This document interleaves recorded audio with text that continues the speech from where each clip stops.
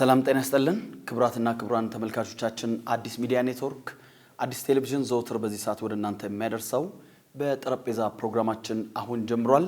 የመንግስት ንብረትና አስተዳደር ባለስልጣን የዛሬው የጠረጴዛ ፕሮግራማችን እንግዳ ነው። እስከ ፕሮግራማችን ፍጻሜ ድረስ አብራችሁን እንድትቆዩ በላቀ አክብሮት እንጋብዛለን። እንኳን ወደ ጠረጴዛ ፕሮግራማችን በደህና መጡ። እንኳን ተናገያችሁ። የመንግስት ንብረት አስተዳደር ባለስልጣን በ2018 በጀት ዓመት የአፈጻጸም ሂደት በስኬት እንደተሞክሮ ልናነሳው የምንችለው ምን አበይት ጉዳዮችን ማንሳት እንችላለን? እንደ ባለስልጣን መስሪያ ቤት በ2018 በቁልፍ ጥንካሬ ካሳካናቸው ተግባራት ውስጥ አንዱ የሀብት ብክነት እንዳይኖር የህንፃ ኪራይ አገልግሎት በሚመለከት እላፊ ካሬዎች ያለ አግባብ የሄዱትን በሚገባ ቁጥጥር አድርጎ ተቋማቶች ድረስ በጋራ በመቀናጀት ያለ አግባብ የሄዱ ሀብቶችን እንዲመለስ የማድረግ ስራ ተሰርቷል።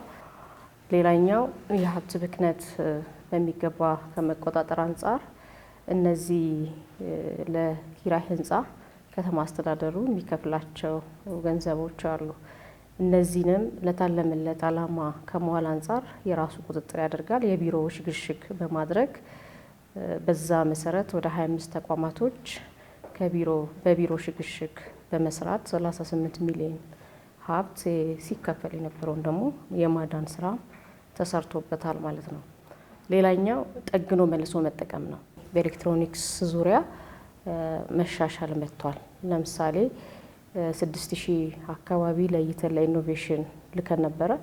በዚህ መሰረት ኢኖቬሽን ቢሮ የራሱን የአይሲቲ ባለሙያ ለእያንዳንዱ ተቋም በማደራጀት በመላክ የጥገና ስራ እንዲጠገን አድርጎ ማክሲመም ፋይናንስ ቢወጣበት ወደ 200 ሚሊዮን ሀብት ማዳን የተቻለበት ሁኔታዎች አሉ። ይሄ ትልቁ የሀብት ብክነት እንዳይኖር ከተሰሩ ተግባራቶቻችን መካከል ነው። በቁጥጥር ስርዓታችን ውስጥ የአሴት ማኔጅመንት ኢንፎርሜሽን ሲስተም 701 ተቋማቶች ሀብታቸውን ቋሚ ንብረታቸውን በዚህ ሲስተም ውስጥ አስመዝግቧል ማለት ነው።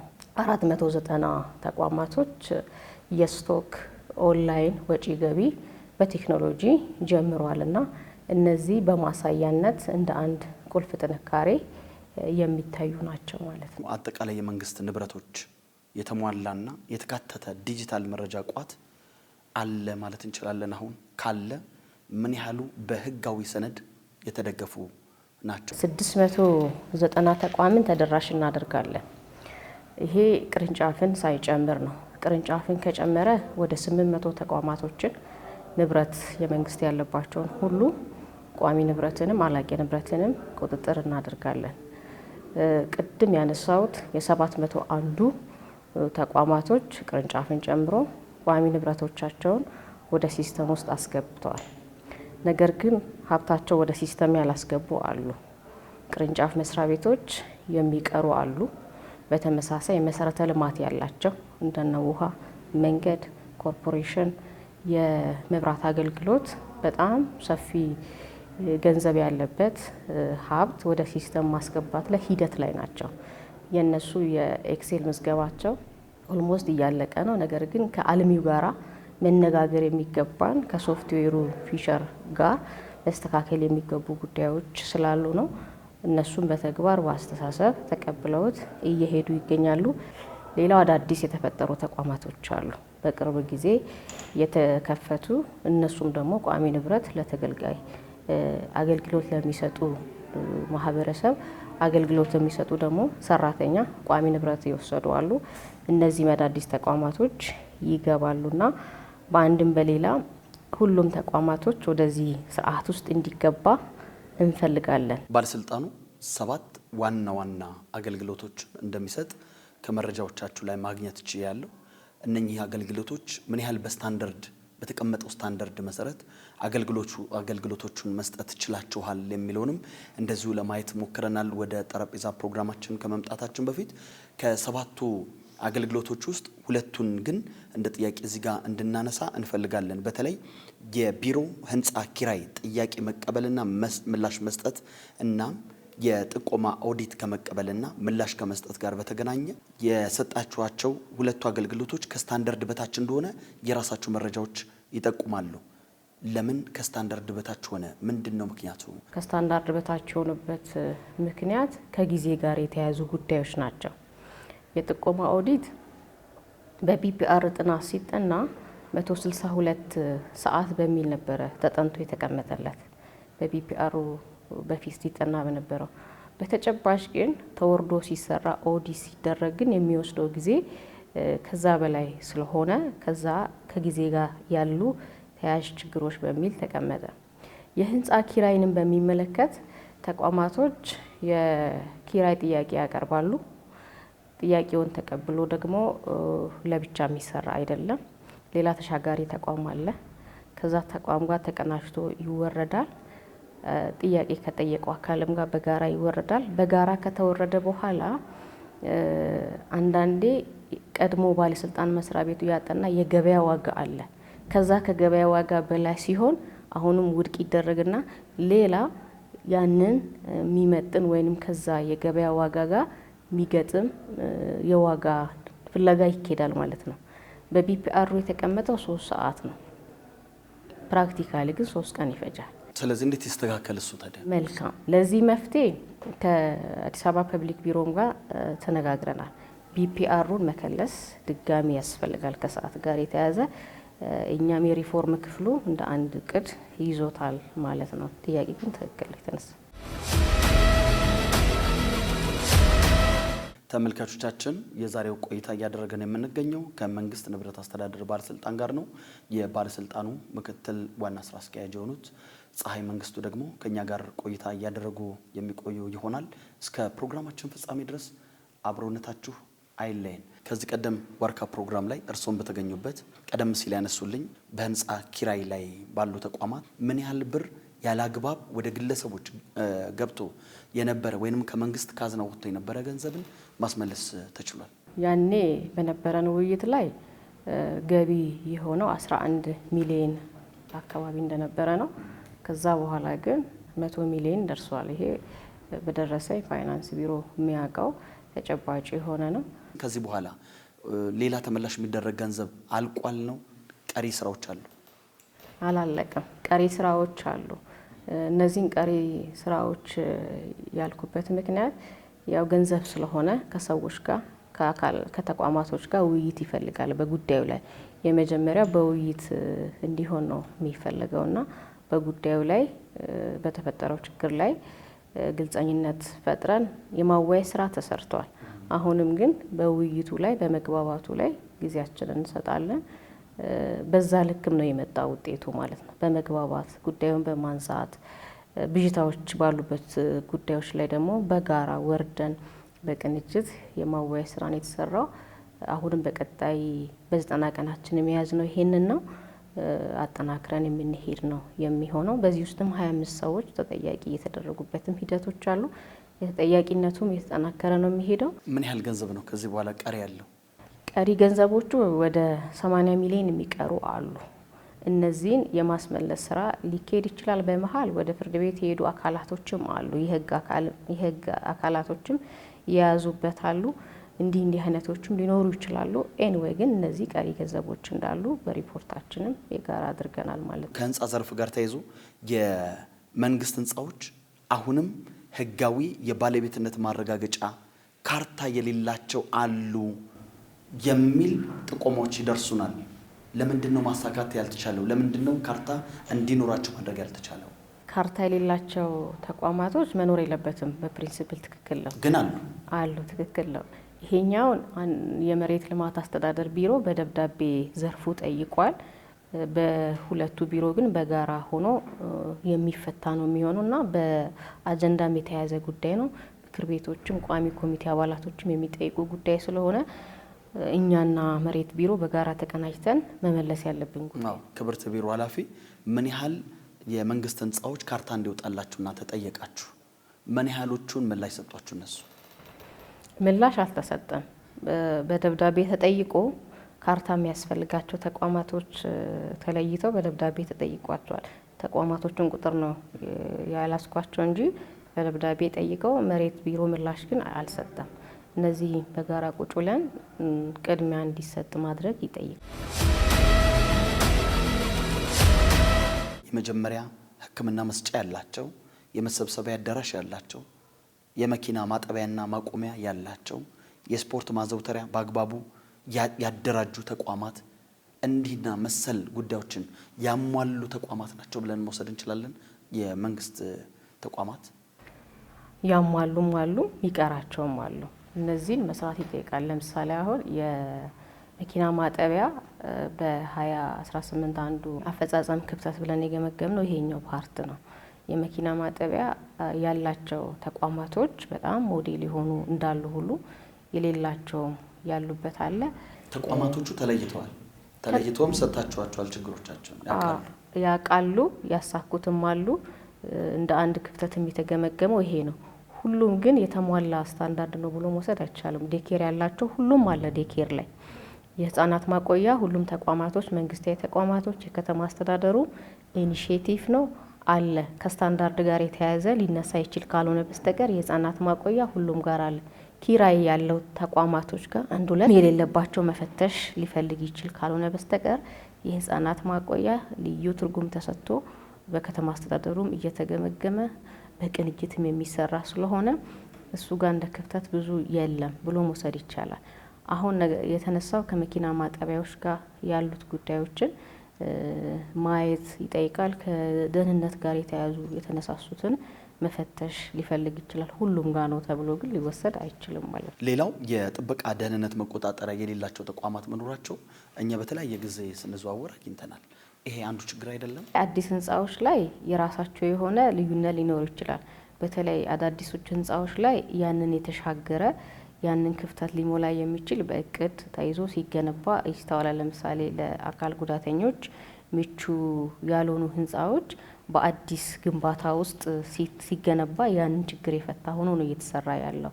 ሆኖም ግን በተቻለ መጠን ተቋማቶች ይሄን ሊፈታ የሚችል እቅዳቸው ውስጥ አቅዶ እየሰሩ ይገኛሉ። በማነሳበት ግን ሁሉም ጋር የተሟላ ነው በሚል ሊደመደም አይችልም። ፈትሾ አርሞ ማስተካከል ይጠይቃል። ጥገናና እድሳት ጥያቄ ይቀርባል። 2018 ምን ያህል አሳካችሁ? የጥገናና እድሳት አንዱ መልካም አስተዳደር 4 ነበር የለየ ነው። ከ4ቱ የመልካም አስተዳደር ውስጥ 3ቱ የተፈቱ ናቸው። አንዱ ያልተፈታው በእቅዳችን ውስጥ የጥገናና የእድሳት ነው። መሰረታዊ ችግር ሆኖ የቀረበው ከበጀት ጋር የተያያዘ ነው። ይሄንን እንደ አንድ መሰረታዊ ችግር የተገመገመበትና ሲንከባለል የሚመጣ ስለሆነ የእድሳትና የጥገናው ከሚመለከታቸው አካላቶች ጋር ተቀናጅቶ መፍታት ይጠይቃል። ለምሳሌ ከዲዛይንና ግንባታ ቢሮ ጋር ሌሎችም አካላቶች ጋር ሄዶ መወያየት መፍታት የሚፈልጉ ጉዳዮች እንዳሉ የእድሳት የጥገናውንም በ2018 የአመቱ አፈጻጸማችን ላይም የተገመገመበት አግባብ አለ ማለት ነው። ቀደም ሲል እንግዲህ የህንፃ ዘርፍ እናያየ ነው። ከንብረት ዘርፍ ጋር በተያያዘ ደግሞ ያልተጠቀሙባቸው ንብረቶች በርካታ ገንዘብ የሚያወጡ ታሽገው ወይንም ሳይጠገኑ የተቀመጡ ንብረቶች እዚህም እዚያም በተለያዩ ተቋማቶች ውስጥ የመንግስት ተቋማቶች ውስጥ አሉ የሚል መረጃ አለን። የሚወገዱ ንብረቶችን መለየት ነው የባለስልጣን መስሪያ ቤቱ የሚያስወግደው። 2 አደረጃጀት አለ። ግዢና ማስወገድ አገልግሎት የሚያስወግድበት የራሱ ስልጣን አለው። ተቋማቶችም የሚያስወግዱበት የራሳቸው ስልጣን አላቸው። ይሄንን ለማድረግ ግን ጊዜን ማዕከል ያደረገ ንብረት አወጋገድ ስርዓት እንዲኖር የመጀመሪያው የሚቀድመው ልየታ ነው። ይሄ ልየታ ተቋማቶች የማይጠቀሙባቸው የአገልግሎት ጊዜያቸው ያለፉ ንብረቶችን በአግባቡ ለይተው ለሚመለከተው አካል በጨረታ ሊሆን ይችላል ማስወገድ መቻላል። ችግሩ አለ ወይ ነው? ያልተወገዱ ንብረቶች አለ ወይ? በእናንተ በ90 ቀናችን የጀመርነው የ100,000 አካባቢ መወገድ የሚገባቸው ንብረት ለይተን ነው ወደ ስራ የገባ ነው። እነዚህንም ንብረቶች ለይተን ለግዢና ማስወገድ አገልግሎት ሰጥተናል። ከመስጠታችን በፊት ደግሞ ተቋማቶች ባሉበት ውይይት አድርገን በቅርብ ክትትል እንዲወገዱ እንዲያደርጉ በማድረግ ነው የተገባው። 6,000 አካባቢ ደግሞ ተጠግኖ አገልግሎት መስጠት የሚችል ኤሌክትሮኒክስን ለይተን ነው ለኢኖቬሽን የሰጠ ነው። እነዚህን ሁሉ ፈርኒቸርን በተመሳሳይ ወደ 5000 ለይተን ለስራ ክህሎት ቢሮ ነው የሰጠናቸው። ከግዢና ማስወገድ አገልግሎት ጋር ተቀናጅተን ነው የምንሰራው። በቅንጅታዊ ክላስተር ውስጥም እንገኛለን። በዚህ መሰረት የ2018 ከተወገዱ ንብረት ገቢ የሆነ ወስደን ካየነው ወደ 884 ሚሊዮን ብር ገቢ ሆኗል ማለት ነው። እንዲጠገኑ የተለዩ ፈርኒቸርን ጨምሮ ያኔም ጥያቄ ተነስቶ ስለነበር ዋርካ ላይ በሚፈለገው ደረጃ ውጤታማ ሆኗል ማለት እንችላለን ወይንስ ዛሬም እዛው ችግር ውስጥ ነው ያለነው? የኤሌክትሮኒክሱ በሚገባ የተሳካ ነው ብሎ መውሰድ ይቻላል። የፈርኒቸሩ አሁንም ክፍተት ያለበት። ምን ያህል ሰጣችኋቸው? ምን ያህል ተጠገኑ? 5000 ሰጥተን ምንም የተጠገነ ነገር የለም። በፈርኒቸር በኩል አንዱ ክፍተት ነው ብለን ያየ ነው። በዚህኛው በ90 ቀናችን ላይ አይሳካም ብለን አልተውን ነው ልየታውን አሁንም ይዘናል። በቅንጅታዊ ክላስተራችን ውስጥ የሉም ስራ ክህሎት። ነገር ግን ከፋይናንስ ቢሮ ጋር በመሆን እነዚህ ዳግም ግዢ እንዳይፈጸም አይደለ ጥገና እያደረግን ያለ ነው። ከፋይናንስ ቢሮ ጋር በመነጋገር የሶስትዮሽ ውይይት ማድረግ የሚጠበቅብን ጉዳይ ነው የሚሆነው። በልየታችን ውስጥ ግን ድጋሚ ይዘናል ማለት ነው። የመንግስት ተሽከርካሪዎች ቁጥጥርና አስተዳደር እንዴት ይካሄዳል? አመራር አካዳሚ ቅርብ ጊዜ ጥናት አስጠንተናል። በሳይንሳዊ መልኩ ተጠንቶ ቢመጣ በሚል ማለት ነውና የተሽከርካሪ አጠቃላይ ስምሪት ቁጥጥር መዘመን መቻል አለበት። ለማዘመን ደግሞ አንዱ ቴክኖሎጂ ነው። ከዛ በፊት ግን መሰረታዊ ችግሩ ከተሽከርካሪ ጋር በጥናት ተጠንቶ በሳይንሳዊ መልኩ እንዲቀርብ ባለስልጣን መስሪያ ቤቱ ጥያቄውን በመጠየቅ ጥናቱን አጥንተው ጨርሰው አስረክበውናል ማለት ነው። መቼ ወደ ስራ ይገባል? በዚህኛው በ2019 እቅዳችን ውስጥ ይዘናል። ቀደም ተብሎ ኦፊሻሊ ተጠይቋል። ኢኖቬሽን ቢሮ ያው ተደራራቢ የተቋማቶች ጥያቄ ከሲስተም ጋር የተያያዘ ስላላቸው በቀጣይ እናይላቸው በሚል ምላሽ ሰጥተውናል። አሁን ግን የፋይናንስ ቢሮም ይፈልገዋል ይሄን ጉዳይ ማለት ነው። ስለዚህ በጋራ ቅንጅታዊ ክላስተራችን ውስጥም ስላሉ በቅንጅታዊ ክላስተር እቅድ ውስጥ አካተናል። ስለዚህ ኢኖቬሽንና ቴክኖሎጂ ልማት ቢሮ ምላሽ እስኪሰጣችሁ ድረስ ተሽከርካሪዎችን እንዴት እንቆጣጠር? የከተማ አስተዳደሩን መኪኖች ይዘው ታክሲ ስራ ላይ ተሰማሩ አሉ። እዚህም እዛም እንደው ቁጥራቸው ይሄን ያህል ብዙ ነው ባይባልም ግን አልፎ አልፎ እናያለን እንደዚህ አይነት ነገሮች። በዘላቂነት ማዘመኑ መፍትሄ ይሆናል። በቴክኖሎጂ መቆጣጠሩ ለእንደዚህ አይነት ደግሞ ለተነሳው ጥያቄ እንደ አማራጭ የሚቀርበው ማህበረሰቡ ጥቆማ የሚሰጥበትን የስልክ መስመር እናበጃለን ማለት ነው። ይሄም በ2019 እቅዳችን ውስጥ አካተናል። ነፃ የስልክ መስመር ጥቆማ የሚሰጡበት የኮድ 4 መሆኑ ይታወቃል። በዛ እየደወሉ የሚሰጡበትን አማራጭ እንከተላለን። ሁለተኛ ጂፒኤስ ተቋማቶች ራሳቸው ገጥመው እንዲቆጣጠሩ የማድረግ ስራ ነው የምንከተለው። በዘላቂነት ግን የፍሊት ማኔጅመንቱን አዲስ አበባ ኢኖቬሽን ቢሮ በያዘው የመጀመሪያ አድርጎ ትልቅ ሀብት ያለበት መሆኑን ተረድቶ እንዲገባ እናደርጋለን። ሁሉም የመንግስት ተቋማቶች ሎጎቻቸውን እንዲለጥፉ ቢያንስ የመንግስት ተሽከርካሪ ነው የትኛው ተቋም ነው የሚለውንም ጭምር የሚያሳይ ስለሆነ ያንን ሎጓቸውን ለጥፈው የሚንቀሳቀሱ እንደናንተነት ሚዲያም አይተናል ተቋማችሁ ላይና እኛ መስሪያ ቤት አሉ። ይሄ አንዱ መፍትሄ ነው ማለት ነው። ሌላው እንድናነሳ ያፈለግነው ላፕቶፖች፣ ኮምፒውተር፣ ተሽከርካሪና የመሳሰሉትን በየደረጃው ባለ መዋቅር በሌብነትና በብልሹ አሰራር ጋር በተያያዘ ዛሬም የገቡበት የማይታወቅ የመንግስት ንብረቶች አሉ የሚል መረጃ አለ።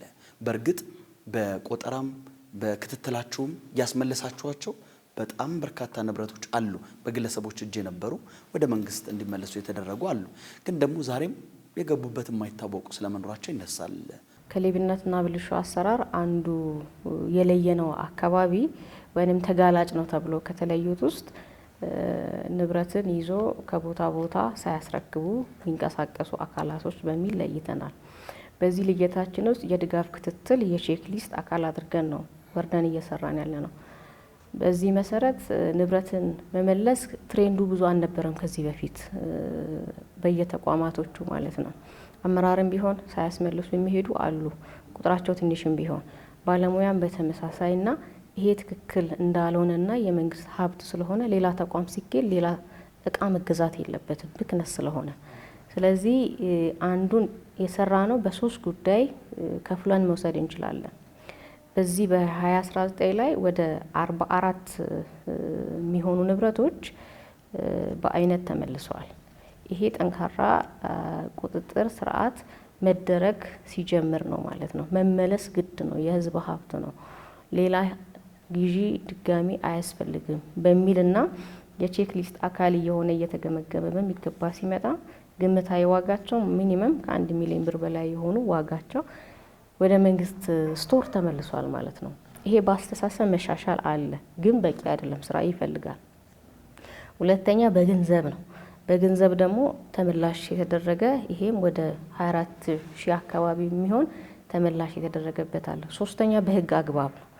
እነዚህም ጭምር የሌሉ ወይንም ከመስሪያ ቤቱ ሳያስረክቡ የሄዱትም ጭምር በህግ አግባብ እንዲያዝ የተደረገበት ወደ 13 አይተም ወይንም ብዛት ያላቸው ንብረቶችም በህግ ወይንም ክርክር ላይ ያሉ አሉ ማለት ነው።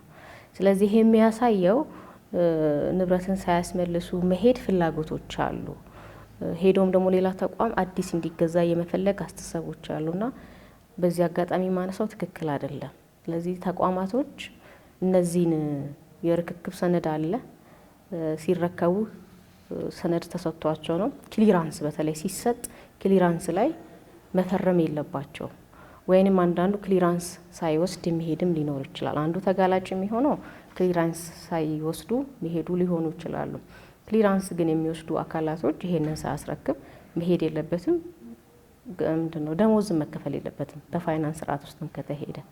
በዚህ አፕሮች በመሻሻል ውስጥ ነው ያየነው። አሁንም ግን ስራ የሚፈልግ ነገር እንዳለ እንወስዳለን ማለት። የተሟላ የሰው ኃይል ያለመኖርና በውክልና የሚቀመጡና የስራ ልምድ ችግር የተቋሙ ፈተናዎች እንደሆኑ የራሳችሁ ባለሙያዎች ይናገራሉ።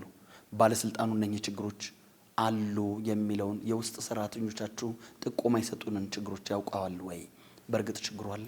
ትክክል ነው፣ ችግሩ አለ። ይሄንን እንደ ባለስልጣን መስሪያ ቤት ከአደረጃጀት አንጻር፣ ከሰው ኃይል አንጻር፣ ከግብዓት አንጻር፣ ከቴክኖሎጂ አንጻር ያለብን ችግር ልቅም አድርገን በኮንሴፕት ኖት አስደግፈን ለፐብሊክ ሰርቪስ ቢሮ ልከናል ማለት ነው። ይሄ የሚነሳሱ ጉዳዮች ቅድም ካነሳዋቸው የአሴት ማኔጅመንት ኢንፎርሜሽን ሲስተም ቴክኖሎጂ ማሳካት ላይ የራሱን የቻለ አሉታዊ ነገር አለ፣ ቶሎ ማሳካት ላይ ማለት ነው። የኛ መዋቅር ደግሞ አብዛኛው የተደራጀው የማኑዋል ስርዓትን ሊሸከም ወይንም የማኑዋል ስርዓት ጋር ባለው ሂደት ውስጥ ያለና ሪፎርም ያልተደረገ መስሪያ ቤት ነው ማለት ነው። ስለዚህ እነዚህን ራዕያችን ከቴክኖሎጂ ጋር የተያያዘ ነው። ይሄን ቴክኖሎጂ ሊያሳካ የሚችል ደግሞ የመዋቅራችን አደረጃጀት ስንፈትሽ በዛ ልክ ቁመናው አይደለም። ይሄንን ችግር ለቅመን ስናሳይ ለአዲስ አበባ ፐብሊክ ሰርቪስ ቢሮ ተቀብለውናል። ተቀብለውንም ከተማ አስተዳደሩ አንዱ እንደ አንድ የተነሳው ይሄ መዋቅር መደገፍ፣ ማብቃት፣ ማሰልጠን በአንድም በሌላም ቴክኖሎጂያችን ለማሳካት ጥረት አድርገናል። በዘላቂነት ግን አሁን የተነሳሱ ቅድም የተነሳው ጥያቄ ችግር ለመፍታት ግን መስሪያ ቤቱ ሪፎርም ያስፈልጋል በሚል የመጀመሪያው እንደ ሀገር የተያዘው የሲቪል ሰርቪስ ሪፎርም መጀመሪያ ከገቡ 11 ተቋማት ውስጥ የኛ መስሪያ ቤት አለበት ማለት ነው። እነዚህ አሁን ሰራተኛው የሚያነሳውን ጥያቄ ይዘን በመጠየቃችንና አሁናዊ ሁኔታው ሲታይ ቴክኖሎጂን በብቃት ለመምራት ለማሰማራት ተሸክሞ ውጤት ለማድረስ ግብ ለመምታት ጋር ክፍተቶች ስላሉ በዚህ መደገፍ አለብን። ቅድም ካነሳናቸው ከአሰራር ችግሮች ጋር ከብልሽቶችም ጋር ተያይዞ መፈተሽ ያለበት ነው በሚል አጀንዳው ተቀባይነት አግኝተው የመጀመሪያውን የሪፎርም ጥናት ጨርሰናል። የዝግጅት ምዕራፍ ውስጥ እንገኛለን። ፐብሊክ ሰርቪስ ቢሮ ነው የሚመራው። እነሱ በሚሰጡን አቅጣጫ ደግሞ ወደ ሌላኛው ምዕራፍ የምንሻገር ነው የሚሆነው ማለት ነው። በኦዲት ግኝቶች ላይ አስተማሪ የሆነ የእርምት እርምጃ ከመውሰድ ጋር በተያያዘ በተቋማት መካከል የአፈጻጸም ልዩነት መኖሩን የጠረጴዛ ፕሮግራማችን ያው ምልከታ አድርጓል። ኦዲት ከተደረጉ በኋላ ተቋማቶች የሚያስመልሱ በፍጥነት እንዳለ ሆኖ እግር የሚጎትቱ ወጣ ገባ የሚሉም አሉ። ትክክል ነው ጥያቄው። ስለዚህ ይሄንን ልዩነታቸውን ለማጥበብና ተመሳሳይ አፈጻጸም እንዲኖራቸው ከማድረግ አንጻር መፍትሄ ሆኖ መቀመጥ ያለበት እና ስንሰራበትም የመጣ ነው። የክፍለ ከተሞችን ዋና ስራ አስፈጻሚ የግምገማ አጀንዳ አድርጎ ፋይናንሻል ኦዲት ለማስመለስ በሚደረገው ጥረት የንብረት ኦዲትም በዚህ ልክ ትኩረት ተደርጎ ማስመለስ እንዳለባቸው አምና ይሄንን አቅጣጫ በመከተላችን መሻሻል መጥቷል። በተመሳሳይ የኦዲት ፎረም አለው ከተማ አስተዳደሩ። የኦዲት ፎረሙ የፋይናንሻል ግኝቶችን ማስመለስ ላይ በጣም በጥብቅ ዲሲፕሊን ይሰራሉ። የንብረት ኦዲትም በተመሳሳይ ይሄንን ኦዲት ፎረም እኛ በመጠየቅ የፋይናንሻል ኦዲት በሚያደርጉት ክትትልና ቁጥጥር የንብረት ኦዲትም የዚህ አካል ሆኖ ተቋማቶች ማስመለስ እንዲችሉ በዚህኛው እኩል የግምገማ ስራ እንዲሆን እንጠይቃለን ማለት ነው። ለአዲስ አበባ ከተማ ቋሚ ኮሚቴ ሰብሳቢያችንን በወቅቱ አንስተዋል። እኛም ይሄንን እገዛ እንደምንፈልግ የንብረት ኦዲት ግኝት ተቋማቶች እንደ ፋይናንሻል ኦዲት እንደሚያስመልሱት ትኩረት ሰጥተው ይሄኛውንም ትኩረት እንዲያደርጉ አንስተናቸዋል።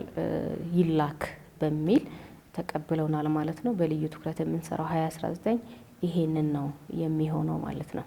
የመንግስት ንብረት አስተዳደር ባለስልጣን ጋር ነው ተመልካቾች ቆይታ እያደረግን የምንገኘው። 2019 ላይ ምን የትኩረት አቅጣጫዎች አሏችሁ? የዘመነ የንብረት ስርዓት እንዲኖረን እሱ ላይ የለማውን የሶፍትዌሩን ትግበራ ወደ ሙሉነት ማሸጋገር ነው። አንዱ ሌብነትንም ብልሹ አሰራርም የሚያስቀር ተግባር ስለሆነ ማለት ነው። የቁጥጥር ስርዓታችንን በቴክኖሎጂ ማስደገፍ ነው። ከተሽከርካሪ ጋር ቅድም የተነሳሱ ጉዳዮችን አንዱ በዘላቂነት ሊፈታ የሚችል በውስጥ አቅም ኤክስፒሪየንሱ ስላለ መስራት እንደሚቻል መፍታት እንደሚቻል ስላወቅን በቴክኖሎጂ ጋር ሊደገፉ የሚገቡ አገልግሎቶችን ከዳር ማድረስ የሚለውን ይዘናል ማለት ነው። በሶስተኛነት ማነሳው ያልተመለሱ ሀብቶች እንዲመለሱ ልዩ ትኩረት አድርገን የምንሰራ ነው የሚሆነው። እዛው ያለ ደግሞ የንብረት ኦዲት የባለስልጣን መስሪያ ቤቱ ጠንካራ ሆኖ ኢንስፔክሽን ቡድኑ እንዲሄድ ማድረግ ነው። ሪፎርም ላይ የደረስነው ዝግጅት ምዕራፍ ላይ ነው። ብዙ ጥናት ሰነዶችን አጥንተናል። የግንዛቤ ውይይቶችን ለሰራተኛው ፈጥረናል። ከኛ የሚጠበቁ ጉዳዮችን ለማጠናቀቅ ጥረት እናደርጋለን። የተግባር ምዕራፍ ላይ ለመግባት ደግሞ በሶስተኛ ወገን የሚሰጥ አስተያየት ካለ እሱን ለመውሰድ ዝግጁ ነን እና ይበልጥ ደግሞ የቁጥጥር ስርዓታችን ጠንካራ እንዲሆን በ90 ቀን እቅዳችን ውስጥ ልቅም አድርገን ይዘናቸዋል ማለት ነው። እነዚህ ከብክነት ጋር የተያያዙ ከቁጥጥር ጋር የተያያዙ ለተግባር ምዕራፍ ሊያዘጋጁ የሚችሉ ጉዳዮችን ከተማ አስተዳደሩ ባወረደው 90 ቀን እቅድ ውስጥ እኛም በዛ ውስጥ አድርገናል። በመጨረሻ በጥብቅ የምንሄድበት የድጋፍ የቁጥጥር ስራችንን በሚገባ ቅድም የተነሳሱ የብልሽት አካባቢዎችን የቼክ ሊስት አካል አድርጎ ከሚመለከታቸው ክላስተር ቅንጅት ጋር በመቀናጀት አጀንዳ እያደረጉ ከምንፈልጋቸው ተቋማቶች ላይ ጥያቄ እያቀረብን የምንሄድበት ሁኔታ ነው የሚኖረው። እዚህ ድረስ መጥተው ምላሽና ማብራሪያ ስለሰጡን በተመልካቾች ስም ከልብ አድርጌ አመሰግናለሁ። እኔም ከልብ አድርጌ አመሰግናለሁ። በባለስልጣኑ ስም በተደጋጋሚ በተለያዩ የምንሰራቸውን እቅዶች የምንሰራቸውን አፈጻጸሞች ለህዝባችን ተደራሽ ለማድረግ ተባባሪ በመሆን በዶክመንተሪም ቢሆን በዋርካ ፕሮግራምም ቢሆን በጠረጴዛ ዙሪያም በተለያየ አምዶች የሰራነውን ስራ ተደራሽ ለማድረግ ከኛ ጋር ስለሆናችሁ ከልብ አድርገን እናመሰግናለን። የመንግስት ንብረት አስተዳደር ባለስልጣን ምክትል ዋና ስራ አስኪያጅ የሆኑት ፀሐይ መንግስቱ ጋር ነበር ቆይታ ስናደርግ የነበረው። የዛሬውን አበቃን። ሳምንት ከሌላ እንግዳ ጋር ተመልሰን በጠረጴዛ ፕሮግራማችን የምንገናኝ ነው የሚሆነው። ከቀሪ የአዲስ ሚዲያ ኔትወርክ አዲስ ቴሌቪዥን አዝናኝ አስተማሪና መረጃ ሰጪ ፕሮግራሞች ጋር ያማረ ቆይታ እንዲሆንላችሁ ተመኘን። ሰላም።